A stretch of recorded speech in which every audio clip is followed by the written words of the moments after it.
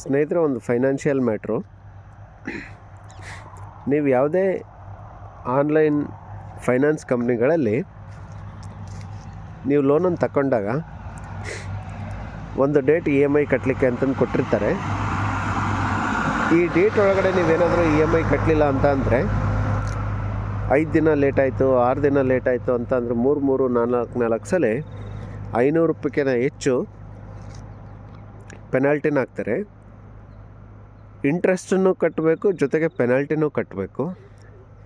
So ಇದು ಒಂದು ವಿಚಾರ. ಇದೇ 5 ದಿನ ನಾನು ಜಲ್ದಿ EMI ಕಟ್ಟಿದರೆ ಅಷ್ಟೇ ಅಮೌಂಟಿನ ಮೊತ್ತನ ಇವರೇನಾದರೂ ಪ್ರೈಸ್ ಅಂತ ನಮಗೆ ರಿಟರ್ನ್ ಕೊಡ್ತಾರಾ? ನಮಗೆ ದುಡ್ಡಿಲ್ಲ, ದುಡ್ಡಿನ ಅವಶ್ಯಕತೆ ಇದೆ ಅಂತ ಅಂದಾಗ ನಾವು ಸಾಲ ಮಾಡಿರ್ತೀವಿ, ನಿಜ ಒಪ್ಕೊತೀನಿ. ಆದರೆ ಫೈನಾನ್ಸ್ ಕಂಪ್ನಿಗಳಿಗೊಂದು ಕಾನೂನು, ಗ್ರಾಹಕರಿಗೊಂದು ಕಾನೂನು ಯಾಕೆ?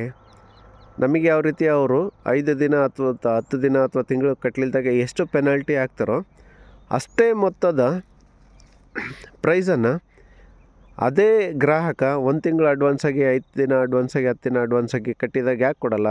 ಸೊ ಇದನ್ನು ಪ್ರತಿಯೊಬ್ಬರಿಗೂ ಅರ್ಥ ಮಾಡಿಸ್ಬೇಕು, ಪ್ರತಿಯೊಂದು ಫೈನಾನ್ಸ್ ಕಂಪ್ನಿಗೂ ಅರ್ಥ ಮಾಡಿಸ್ಬೇಕು. ಇದು ಮೇಲಿನ ಮಟ್ಟದ ಅಧಿಕಾರಿಗಳಿಗೂ ಮತ್ತು ಮಂತ್ರಿಗಳಿಗೂ ತಲುಪಬೇಕು. ಅಲ್ಲಿವರೆಗೂ ಈ ವಿಡಿಯೋನ ಶೇರ್ ಮಾಡಿ. ಈ ಕಾನೂನು ಬದಲಾಗಲೇಬೇಕು.